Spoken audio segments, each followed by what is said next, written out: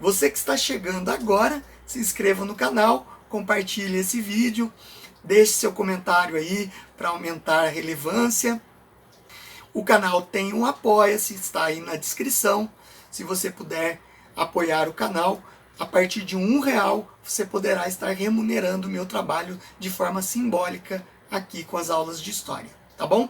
Então, a Alemanha e a Itália, elas emergem após a Primeira Guerra Mundial como países derrotados e humilhados após a Primeira Guerra Mundial. Como já foi falado antes, o Tratado de Versalhes impôs uma série de medidas restritivas à produtividade e ao exército, à marinha alemã. A Alemanha saiu da Primeira Guerra Mundial humilhada, totalmente humilhada, com dívidas enormes com os países vencedores, perdeu territórios, né, Alsácia-Lorena, a Prússia Oriental, diversas colônias na África, foi obrigada a reduzir seu exército a números extremamente pequenos. Na Primeira Guerra Mundial, a Alemanha chegou a ter 3,5 milhões de soldados nas suas forças armadas. Agora, pelo Tratado de Versalhes, ela era obrigada a ter apenas 150 mil soldados para manter apenas a ordem, né, uma parca soberania nacional.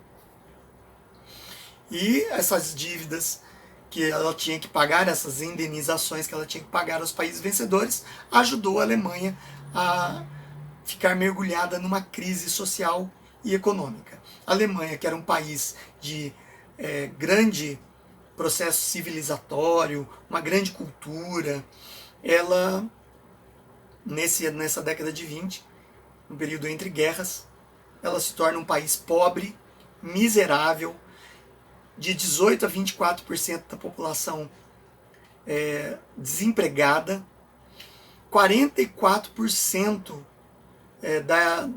da população do país vivia na extrema miséria, milhares de pessoas vivendo nas ruas. Com o inverno, várias morriam de frio e fome nas ruas, tendo que comer cascas de árvore, papel, para poder sobreviver. Isso para vocês terem uma ideia. Hiperinflação altíssima, chegando a mais de 300.000% ao ano. Para se comprar 5 pães, você gastava milhões de marcos. Isso de manhã.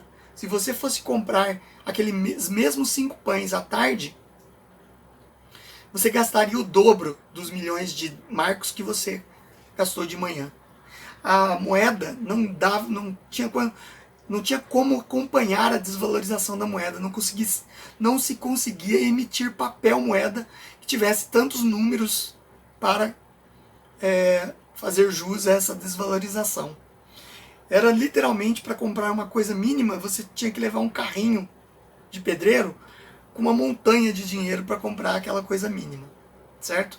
Então, isso tudo criou um ambiente de revolta contra a democracia, revolta contra os governos liberais, contra a economia liberal.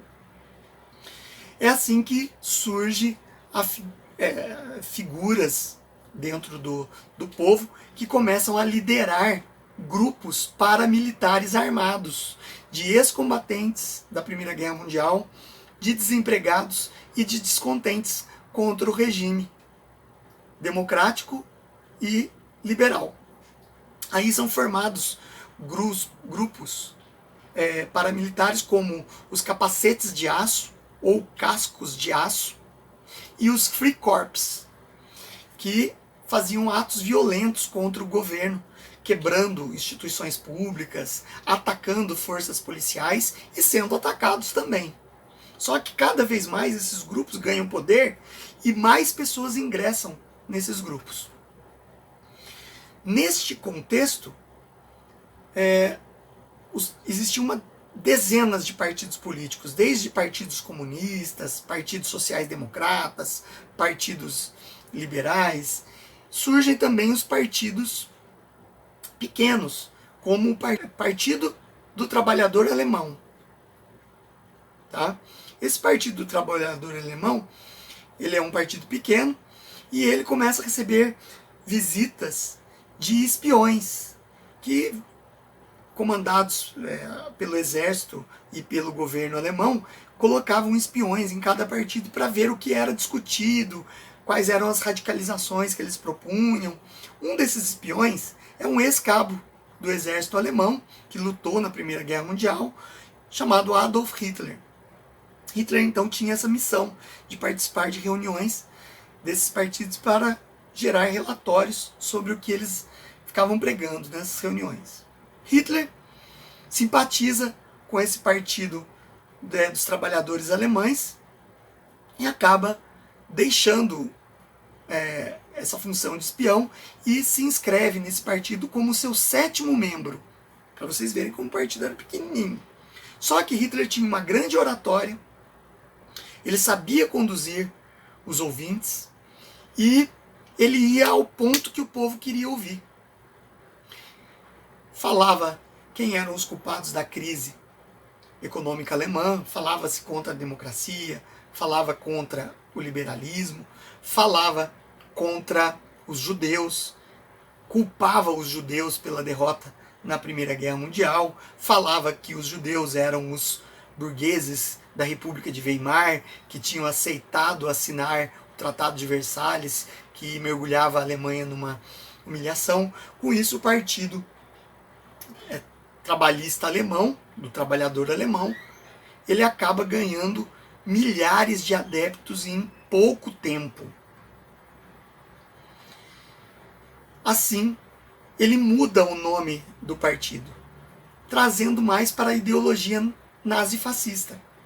Ele muda de Partido dos Trabalhadores Alemães para Partido Nacional Socialista dos Trabalhadores Alemães. Ou seja, um partido nacionalista e socialista, que defendia o controle do Estado sobre toda a população, como é lá na União Soviética, como era na União Soviética stalinista, certo? Com isso, ele vai ganhando cada vez mais adeptos. Seus comícios são de horas e horas discursando, e ele com aquela facilidade oratória, faz com que centenas de milhares de pessoas assistam embevecidas por aquelas promessas de uma nova Alemanha. Então, Hitler, ele começa a trazer aqueles grupos paramilitares para o seu lado. Foi formada em 1921 as SA, que são chamadas seções de assalto. As SA, elas acabaram conglomerando, fazendo a unificação dos capacetes de aço e dos Freikorps dentro da SA, comandadas por um líder chamado Ernest Röhm, que se aliou a Hitler no Partido Nacional Socialista dos Trabalhadores Alemães.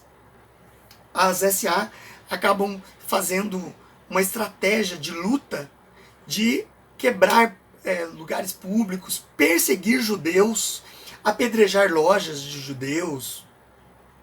Uma série de perseguições foram feitas, certo?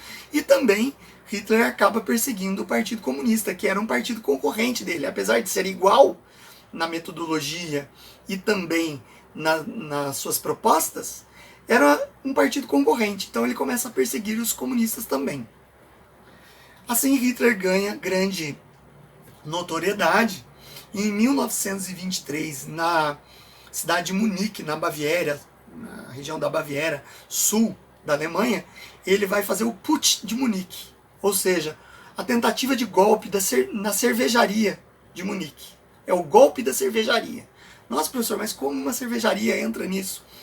As cervejarias eram comuns na região sul da Alemanha, na Baviera, e ali existia uma cervejaria que vários políticos alemães se reuniam ali para fazer encontros dos seus partidos políticos. Inclusive vários membros da República de Weimar. Hitler, sabendo disso, em 1923, ele invade com a SA a cervejaria e fala que se eles não renunciassem e não passassem o governo para ele, todos ali sairiam mortos. Deixou uma grande quantidade de membros da SA do lado de fora e o golpe estava sendo dado. Porém, membros de dentro da cervejaria conseguiram escapar por várias portas laterais e avisaram as autoridades que acionaram o exército. Então, o exército, lógico, se mobilizou, foi para as ruas e entrou em choque contra as SA. 23 mortos da SA acabaram tombando nesse golpe da cervejaria de Munique, no Putsch de Munique. Esses 23 mortos, que já empunhavam a bandeira vermelha com a suástica, acabaram virando mártires mais tarde para os alemães, criando o mito da bandeira da suástica. Fato é que Hitler acabou preso nesse Putsch de Munique, levado para uma prisão em Landsberg.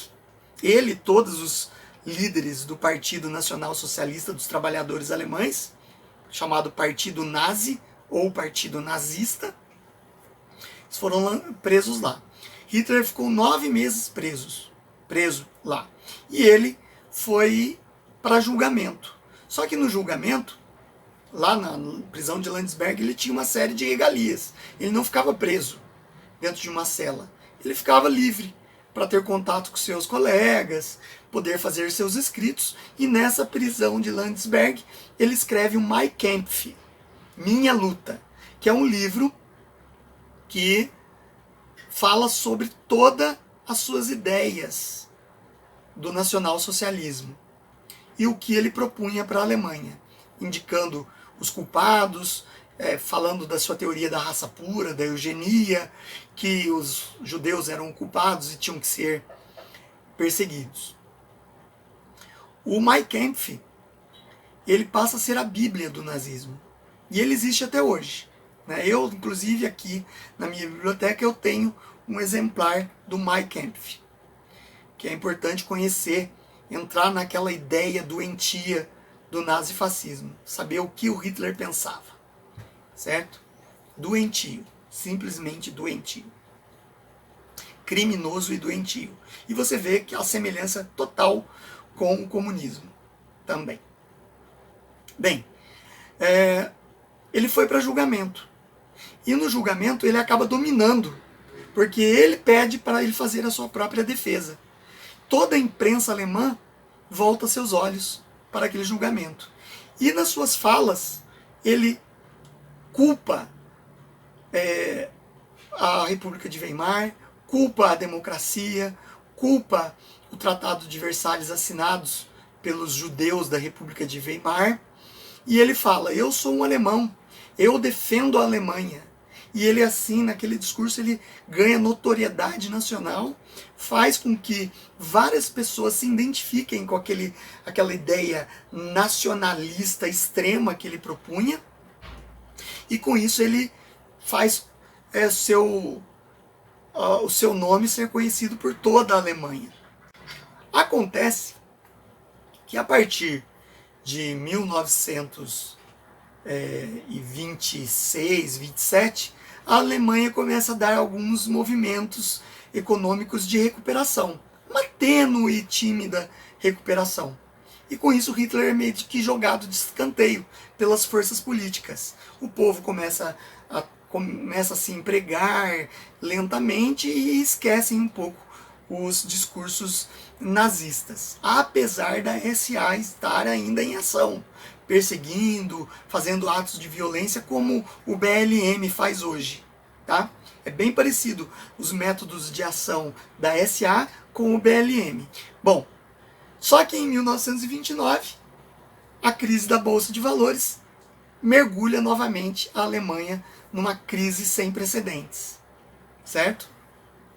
Voltando de novo àquele clima de desemprego total, miséria total e tudo mais. Assim, em 1932, o partido nazista consegue a maioria dentro do parlamento, do Reichstag alemão. Consegue, grande maioria, são eleitos os deputados do partido nazista. E com isso, o Hitler começa a ser indicado para compor o gabinete do primeiro-ministro, ele ser o primeiro-ministro. Naquela época a Alemanha tinha um regime presidencialista, parlamentarista. O presidente era o ex-marechal da Primeira Guerra Mundial, Hindenburg, e agora o Hitler foi escolhido para compor o gabinete de comando da Alemanha como primeiro-ministro. Na prática, o Hindenburg acabou tendo um papel secundário e o Hitler conseguiu se impor dentro do comando, fazendo com que a Alemanha tivesse implantado o sistema nazista aos poucos. O Hindenburg acaba sendo um omisso, não fazendo nada para impedir as mudanças que o Hitler estava colocando, certo? E assim, o Hitler começa a colocar uma série de medidas pesadas sobre a Alemanha, impondo cada vez mais o seu poder. Ele funda as SS, que são as seções de segurança, que era a elite da guarda militar do nazismo, do partido nazista. Ele começa a perseguir opositores do nazismo dentro da Alemanha. Tudo com a conivência do Hindenburg, que se calava, via aquilo e se calava. Como ele chegou ao poder, as SA, que eram as seções de assalto que tinham ajudado ele a chegar ao poder, as SA começaram a se tornar um perigo, porque as SA estavam sob o comando de Ernest Röhm, um aliado. Porém, e se esse aliado ficasse contra o Hitler? E se ele quisesse usar os quase 1 milhão de pessoas da SA contra o Hitler e quisessem depor o Hitler? Então o Hitler precisava combater, acabar com as SA, acabar com a liderança, os líderes da SA. Assim ele marcou uma reunião com a liderança da SA, todos os líderes da SA estavam presentes, e assim ele mandou a SS entrar no recinto. Este fato de ele eliminar os seus antigos aliados foi chamado de A Noite dos Longos Punhais. Certo? Entrou para a história da Alemanha como A Noite dos Longos Punhais. E, depois de morta toda a cúpula da SA, ele dissolve a SA e incorpora nas outras forças criadas pelo partido nazista, que foi a SS e a Gestapo, mais tarde. Tá? Todos eles foram absorvidos por essas forças. Hitler foi considerado o Führer alemão, o chamado de Führer, o líder, e em 1934 ainda, na mesma época da Noite dos Longos Punhais, o Hindenburg morre. Hitler daí congrega os dois poderes, ele não deixa ser eleito um presidente e ele unifica o poder na figura dele, se tornando o único comandante da Alemanha, o Führer ou o ditador nazista alemão, certo? E aí ele funda o Terceiro Reich, O primeiro Reich foi o Sacro Império Romano Germânico, o segundo Reich foi a Alemanha até o século XIX, e agora o Terceiro Reich alemão, fundado pelo Hitler. E ele vai baixar sobre a Alemanha as leis de Nuremberg, de 1935. As leis de Nuremberg são leis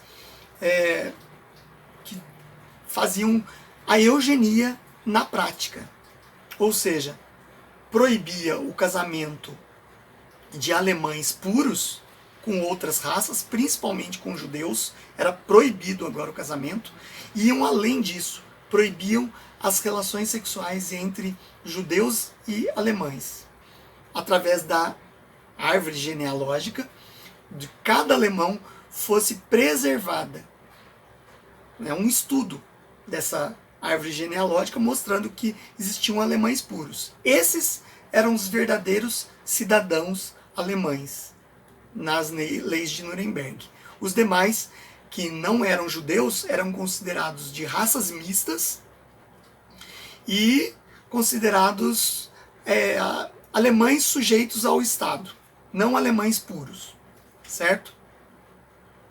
E os judeus eram considerados sub-raça que tinham que ser proibidos de frequentar lugares públicos onde os alemães frequentavam e não podiam ter mais cargos públicos. Todos foram retirados do serviço público e ficou proibido qualquer tipo de judeu em serviço público alemão. Eles vão ser totalmente discriminados dentro da Alemanha. A bandeira da suástica num círculo branco com a suástica em negro e o restante da bandeira em vermelho foi institucionalizada como a bandeira da Alemanha, com as cores preta, branca e vermelha, certo? E é divinizada a bandeira da suástica alemã. A suástica, lembrando que é uma cruz, que já existem suásticas desde de milênios atrás, lá na Índia e na China. Era uma cruz evolutiva de boa sorte, só que foi cooptada pelos alemães como um símbolo alemão. E o Hitler e principalmente o Himmler eram extremamente ocultistas, extremamente místicos, que acreditavam que existiam poderes místicos, sobrenaturais, que eles tinham que ter contato com esses poderes porque eles estavam sob a Alemanha, certo? O Hitler acaba seguindo muito dessa linha. Durante muito tempo, o comunismo usou a desinformação de dizer que o Papa Pio XII era o Papa de Hitler. Na verdade, é uma desinformação. No livro do Pacepa, também fala muito disso, da desinformação dos comunistas em relação a isso, tentando aliar a Igreja Católica ao nazifascismo. Isso é uma mentira. O Papa Pio XII escondeu muitos judeus no Vaticano e ajudou eles a saírem da Alemanha e da Itália também. Certo? Então é uma mentira isso. Bom, o Hitler então, ele acaba impondo o nacionalsocialismo sobre a Alemanha. O partido nazista passa a ser partido único. Ele começa desde a época em que ele era ainda um desconhecido, ele começa a crescer, e a figura dele, depois que ele se torna um líder, passa a ser admirada por todo o país. Era comum as famílias vestirem os filhos com uniformes, que representavam os uniformes do nazismo, certo? Tendo toda uma educação nazista. Ele vai criar a teoria da eugenia e vai criar a teoria do espaço vital, que era necessário a Alemanha voltar à sua grandeza inicial dos Reiches antigos, retomando aqueles territórios tomados pelas potências aí vencedoras da Primeira Guerra Mundial. Então, o espaço vital tinha que ser retomado pela Alemanha, para que os alemães pudessem ter terras para o plantio e para a produção agrícola, a fim de alimentar todos os alemães. É assim que ele vai criar aquela ideia de começar a ocupar regiões que vai gerar a Segunda Guerra Mundial. Em 1936, a Alemanha sediou a Olimpíada de Berlim. Até então, todas as Olimpíadas da era moderna, que se iniciaram lá ainda no final do século XIX pelo Barão de Coubertin, foram Olimpíadas assim que países mandavam emissários, tinha pouca cobertura da imprensa, nem todos os países participavam e tudo mais. Mas o Hitler fez da Olimpíada de 1936 uma peça de propaganda do nazismo. Ele tirou todos os cartazes e propagandas racistas da cidade de Berlim, permitiu que os turistas fossem tratados bem, mostrou toda a recuperação econômica que ele permitiu fazer dentro da Alemanha com controle estatal. A Alemanha realmente, durante o governo de Hitler, a economia saiu de uma extrema miséria para um extremo crescimento através do emprego em empresas de produção bélica, construções públicas. Ele fez todo um aparato para que a Alemanha crescesse. E 1936, com a Olimpíada de Berlim, foi o grande cartão de visita, mostrando que a Alemanha era um país amável com as pessoas, desenvolvido civilizatoriamente, né? Todos puderam ver isso. Ele mandou construir todo um complexo esportivo que culminava com o Estádio Olímpico de Berlim, que era monumental, que é monumental, né? A Leni Riefenstahl, que era responsável pela filmagem dos eventos nazistas, né? Uma cineasta famosa até, ela criou um documentário chamado Olímpia, Os Ídolos do Estado. Foi lançado em 1938 apenas, depois de passar por edições e tudo mais, que foi criar um mito da raça pura como a raça superior, usando como pano de fundo a Olimpíada. Fato é que a Olimpíada aconteceu, foi um grande sucesso. A partir da Olimpíada de Berlim de 1936, a Olimpíada passou a ser um grande evento esportivo. Criou aquele ritual inicial da Olimpíada, de um atleta entrando no estádio olímpico segurando uma tocha vinda, né, da cidade de Olímpia, onde iniciou a Olimpíada antiga, trazendo a tocha. Foi o Hitler que iniciou isso, e acendendo a pira olímpica no estádio. Isso foi criado em 1936 nessa Olimpíada. As delegações entrando em formação com a sua bandeira, o seu porta-bandeira à frente. E interessante é que várias nações prestaram o raio Hitler, nações ocidentais, como uma forma de homenagear Hitler pela grandeza da Alemanha, certo? Várias delegações fizeram isso. E durante os jogos, Hitler assistiu vários jogos, principalmente no atletismo, em que a Alemanha teve grande destaque. Porém, a equipe dos Estados Unidos era composta por vários negros, era a segunda maior delegação.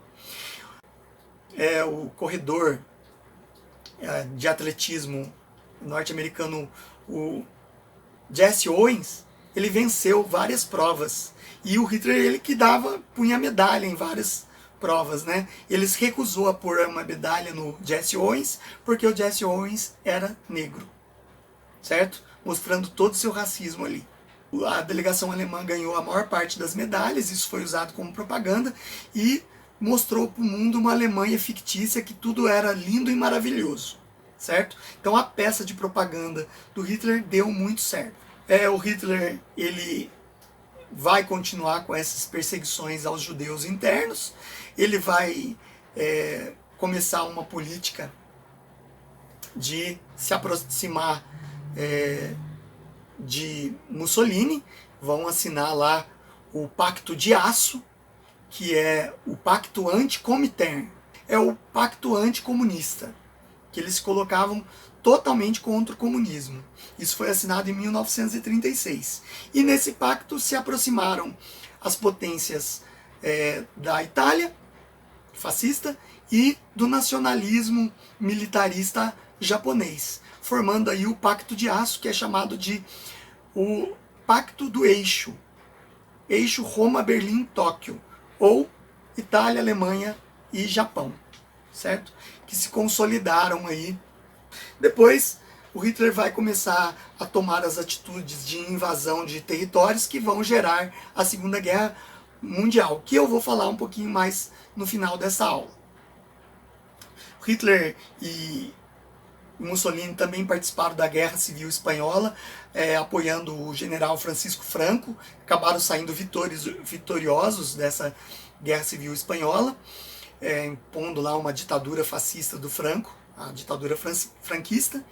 E também foi um laboratório importante para as tropas e para as metodologias militares alemãs, com o uso da Blitzkrieg, já na Guerra Civil Espanhola, e também da Luftwaffe, a aviação militar alemã, que bombardeou Guernica, matando milhares de pessoas, e que ficou famosa no quadro Guernica, do Pablo Picasso. O Hitler, ele vai, em 1938, anexar a Áustria, sem disparar um único tiro. Lembrando que o Hitler é austríaco, nascido na Áustria. Foi muito jovem para a Alemanha. E ele toma a Áustria porque os austríacos estavam passando por problemas lá e viam a Alemanha como uma solução para os seus problemas. Hitler invade, então a Áustria toma o poder na Áustria, é recebido sob aplausos lá na Áustria. A comunidade internacional da Sociedade das Nações vê aquilo com uma certo medo, né, um certo receio, porém não toma uma atitude nenhuma, porque a própria Áustria aceita Hitler como comandante. O problema é que Hitler começa o seu expansionismo para conquistar o espaço vital. E daí Hitler logo em seguida, ainda no período entre guerras, ele requisita os Sudetos da Tchecoslováquia. Sudetos é uma região que pertencia à Alemanha antigamente, foi tirada da Alemanha após a Primeira Guerra Mundial. Ali tinha população germânica. Hitler, portanto, queria o pan-germanismo, né, a união desses territórios alemães novamente na grande Alemanha. E ele quer os Sudetos. Mas daí, a Sociedade das Nações, capitaneada pela Inglaterra e pela França, resolvem intervir. Pedem uma conferência. Hitler consegue impor o mediador da conferência, que é o Benito Mussolini, que ele tinha o acordo lá do Pacto Anticomintern. Mussolini, então, ele vai fazer a mediação. Foi uma conferência em que mostrou toda a inabilidade da política de apaziguamento a qualquer custo da Sociedade das Nações. Eles não viam Hitler como um total perigo na Europa.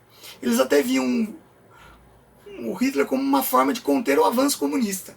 Por isso eles pegaram muito leve com o Hitler.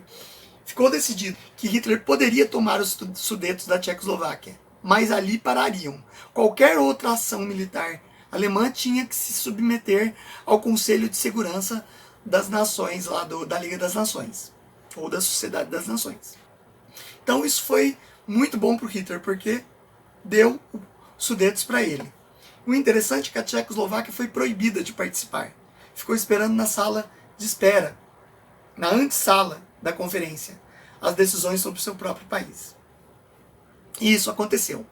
Hitler invadiu os Sudetos. Só que Hitler não respeitou e invadiu o restante da Tchecoslováquia. Praticamente 2/3 do país, numa ação muito rápida, foi invadido e tomada pela Alemanha nazista.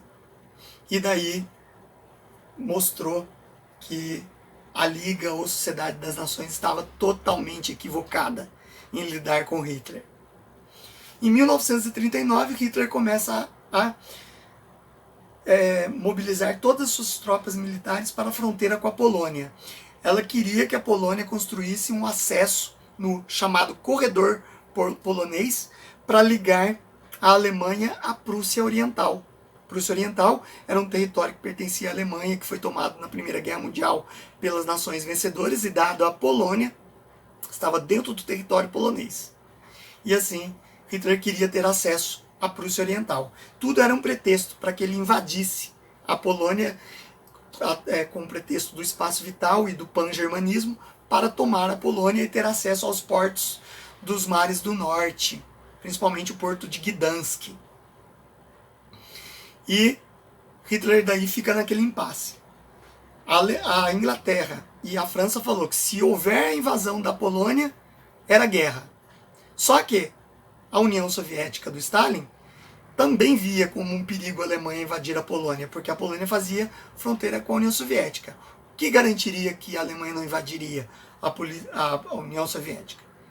Assim, a União Soviética faz um pacto, o Pacto Germânico-Soviético. Hitler manda o Ribbentrop, seu diplomata, e o Stalin manda o Molotov, seu diplomata, e eles fazem ali o Pacto Germânico-Soviético, que é um pacto de não agressão entre os dois países.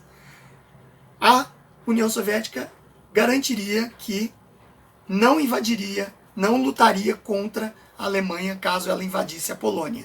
Com isso daria espaço aberto para a Alemanha invadir a Polônia e ter apenas uma linha de combate contra os ingleses e franceses no Ocidente, e não uma linha de combate no Oriente, certo? Dia 1º de setembro de 1939, Hitler avança a fronteira contra a Polônia e inicia a Segunda Guerra Mundial. Acaba-se aí o período entre guerras. Então eu deixo aí meu abraço para vocês. Tudo de bom. Eu agradeço aí a audiência, tá? Até o próximo vídeo. Até logo.